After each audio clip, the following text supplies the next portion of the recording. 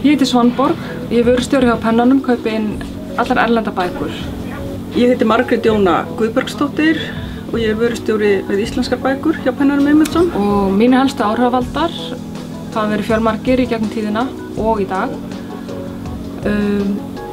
Á unglingsárunum voru það kannski stóru rússnesku skáldin, en í dag les ég bara mjög mikið af bókum og þær hafa bara flestar áhrif á mig. Ég las alltaf allt sem var til heima á mér og ég las alltaf bækur sem að pappa og mamma fengu í jólagjöf og allt sem ég fengi í jólagjöf og allt sem kom á heimili.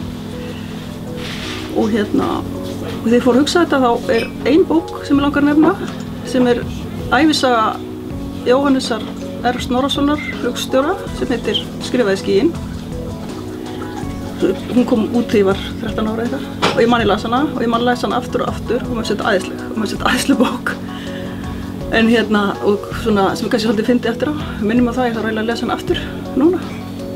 Svo eru svona ýmislegt sem að kemur upp í hugan.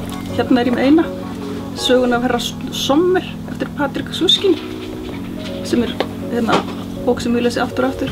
Það er frábær.